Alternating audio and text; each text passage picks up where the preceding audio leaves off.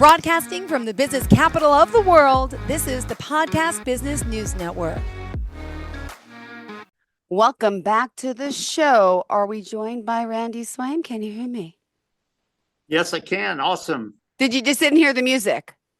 Yeah, and until just at the end of it, but yeah, cool. Oh, okay. I'm sorry, but we are excited. No. We're here, joined live again. We're just doing some technical stuff, getting him on the phone, doing a little Zoom. If you're just on the podcast, you're like, what's happening? But we're here. We know we're a little late, but we're excited. We're back with the master in charge of our Marshall Goldsmith certified executive coach. And of course, the founder of Coaching for Relevance. That's coachingforrelevance.com, based out of, the Fort Worth, Dallas area, right? But he's worldwide. Yep. Oh my goodness, with his executive coaching, the PhD, the books, the movie, the YouTube channel. He has it all. Hi. Well, hi. I'm humbled. Thank you. Yes. Pleasure to see you here. Happy early holidays. Yeah.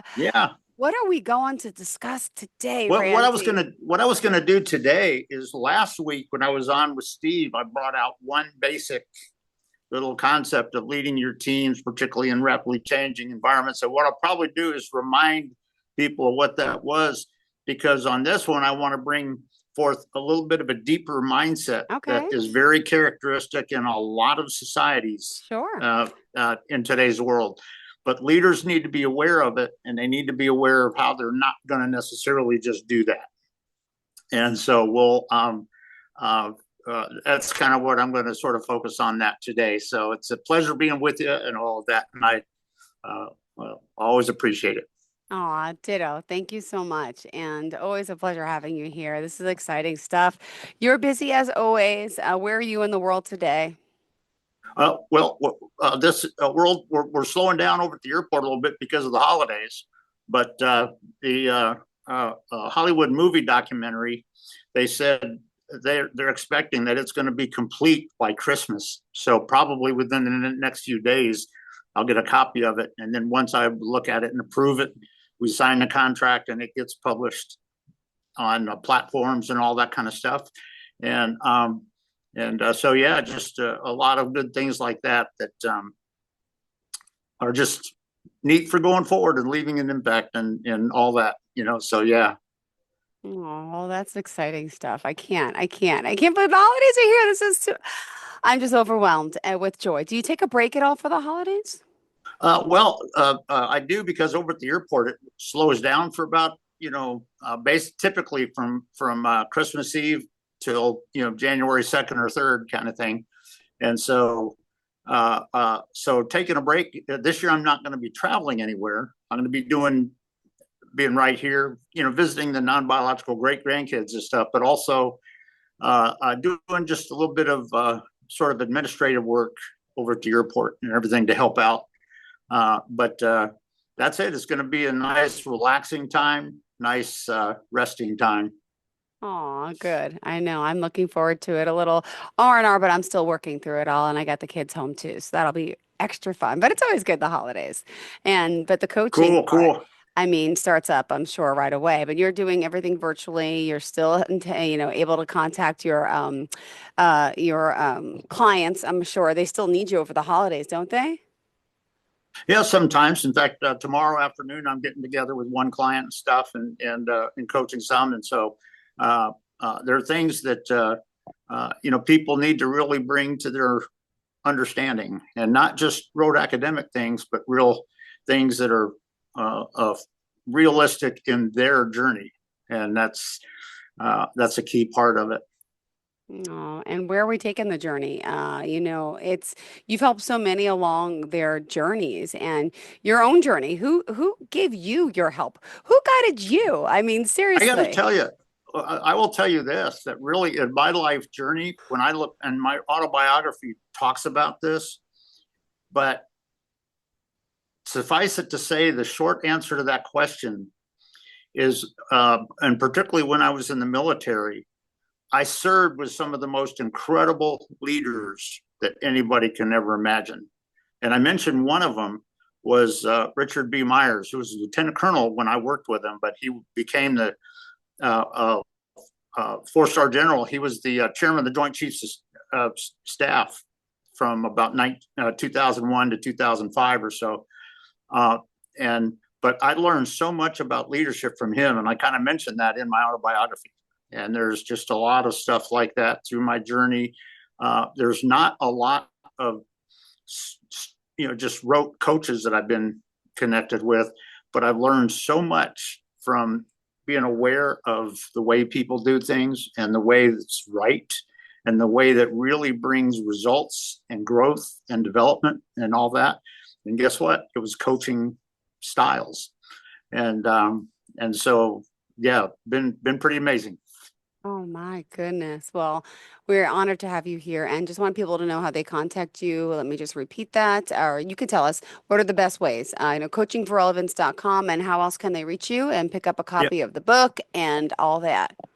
Yeah, if you go to my website, at the bottom of the homepage on the website, it has my email and my cell phone number.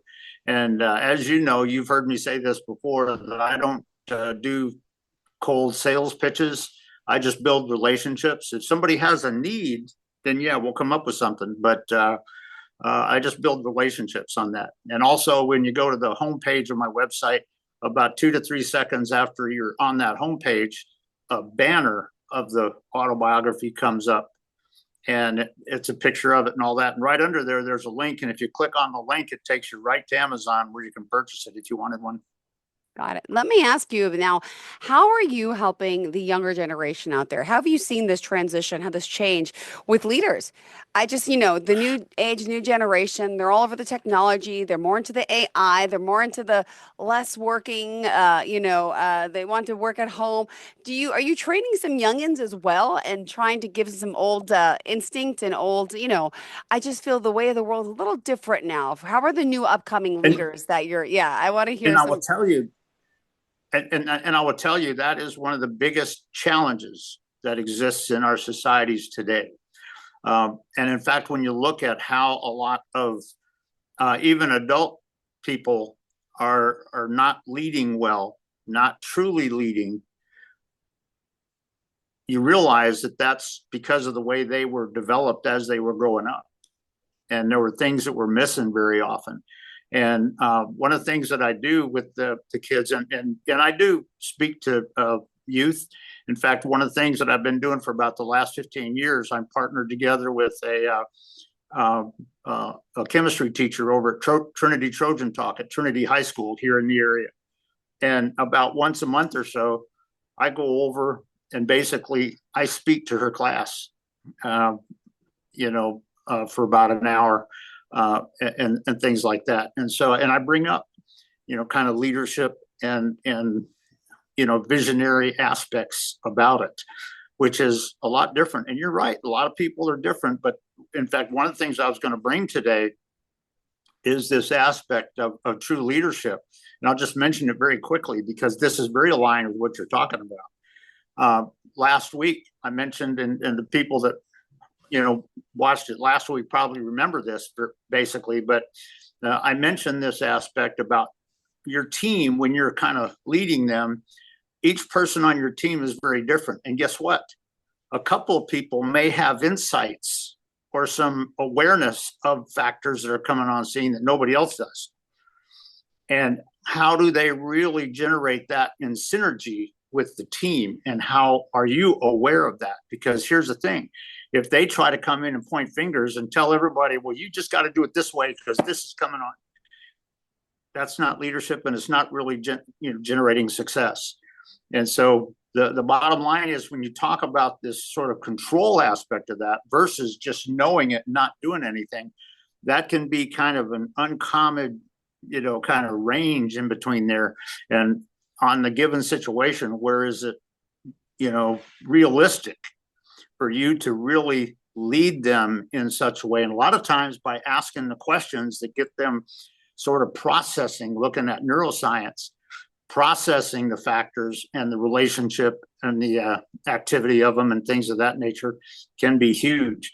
But one of the things, and this goes to the heart of what you just brought up, and you have my compliments on that awareness, because one of the things that you see a lot of difference in a lot of people that are sort of a younger age, not just youth, but they're out working and all that kind of stuff. But you look at a lot of people in the slightly younger generations out there, and they have a very different reaction to that others didn't have. And it's a reaction that doesn't fully understand real leadership.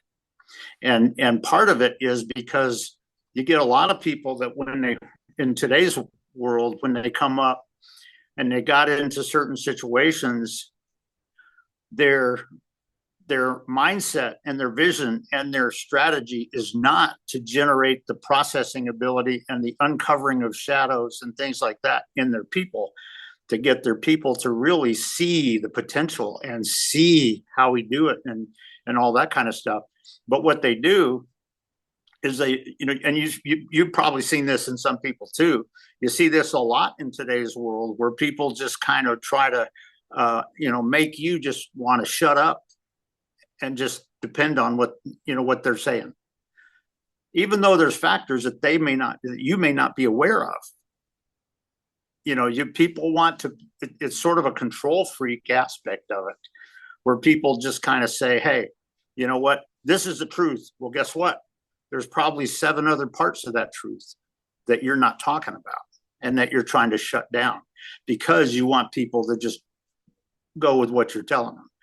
And that's one thing that true leaders understand very differently. That's not how you really generate radical results. When you have people that come up with different insights and different aspects of it, amazing things can happen if you really help them sense the oneness and the synergy between all of that. But as you were implying, so often today, people were grown up to just sit at home and do this, and that's it. And they shut their brain off. And the idea is, well, I know this, 0.08% of this situation.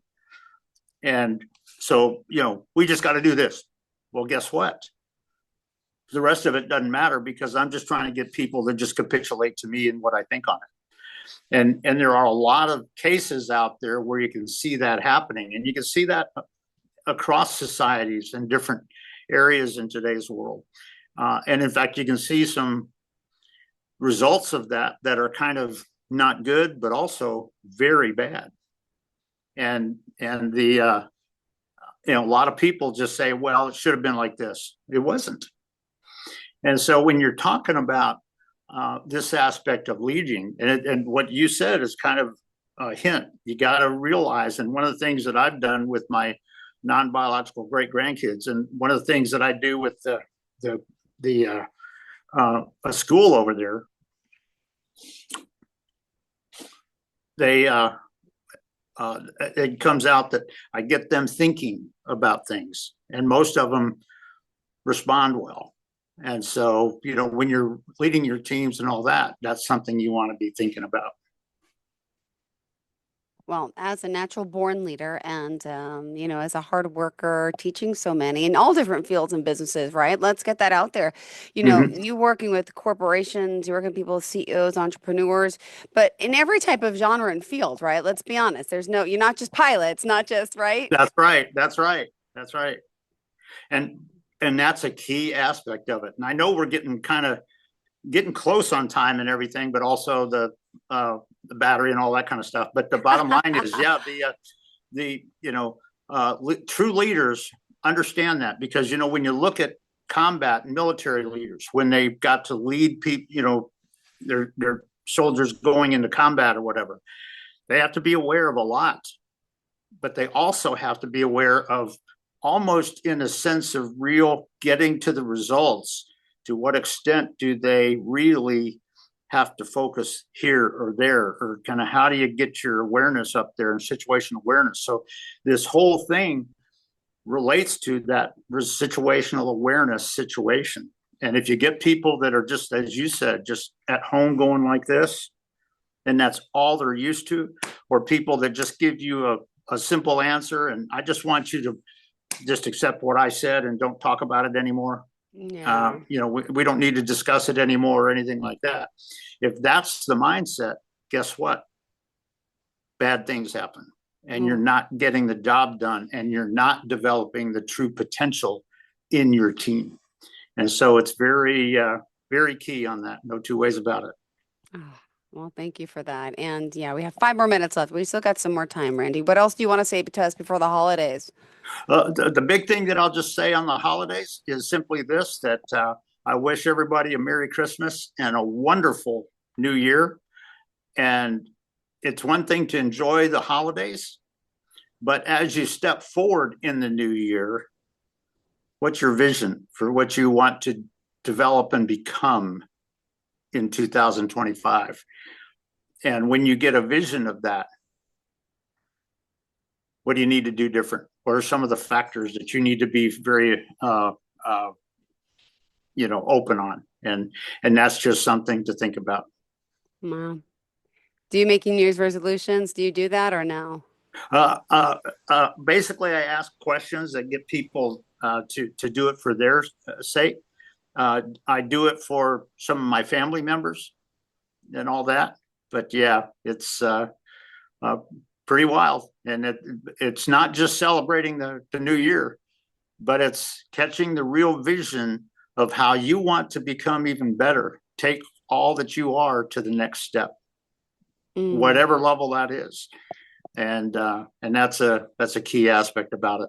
Oh my goodness. Well, you as a leader, I just, I love hearing, stories. Could you share with us an example of someone that I'm sure you're friends with everyone that you've worked with? And I've heard some great, testimonials about you and your work. And Mm-hmm. if you Google you, you got plenty of great reviews out there. Tell Yeah. us about someone in particular that you've been working with over the years and the type of relationships that you developed with them and how you've helped them grow personally, corporately, business wise. Would love to hear a story. Yeah, well, I think I don't have a lot of time to talk about it, but one guy is a fellow that I worked with for about 20 years. Okay. His name was Jim Bloomberg. He passed away from some cancer and everything about a couple of months ago.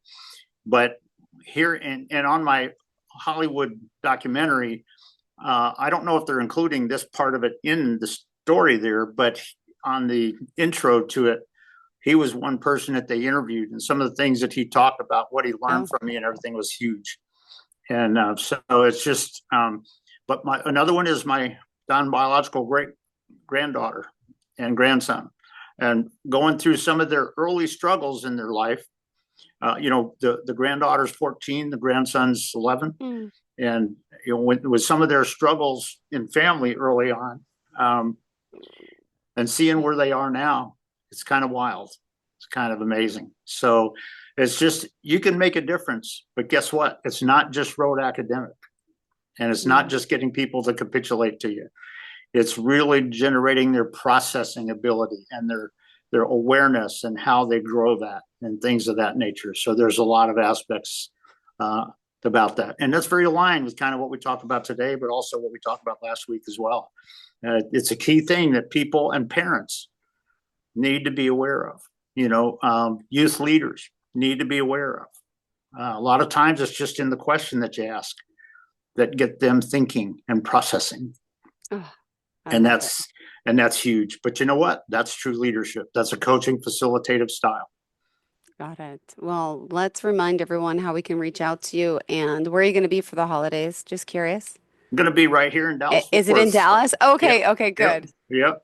And but again, go to my website. On the homepage at the bottom of it, it shows my email and my cell phone. And if you do call my cell phone and I don't recognize the number, I don't answer it. Usually I let it go to voicemail. And so if you do call, leave a voicemail on who you are and stuff, and I'll definitely call you back. All right. Thank you so much, Randy. Pleasure having you here. And again, Merry Christmas, Happy Hanukkah, Happy Holidays to everyone out there. And thank you for being here. I'm glad we got started on the iPhone so we can use it again next time, right? Is that the Uh, plan, or did you have a problem with the computer? I didn't even ask. well, the computer, there was a scammer that connected with my computer, and so hopefully, and I got the expert over here trying to fix that right now. Oh my And if gosh, he good can luck. fix it, then we'll be on our normal Zoom next week. But otherwise, this will be our option. All right, perfect. Thank you so much, Randy. Have a fantastic day. We'll talk again next week. Enjoy. Bye, honey. Are you looking for even more of the podcasts and hosts that you love? The Podcast Business News Network is proud to announce that you now have even more ways to listen live. Check out the MyTuner Radio, online radio box, and Simple Radio apps on iOS and Android, or find us online. Search for Business News Network on mytuner-radio.com, or search Podcast Business News Network on streama.com and onlineradiobox.com/US. Take your podcast on the go and don't miss a minute of the action.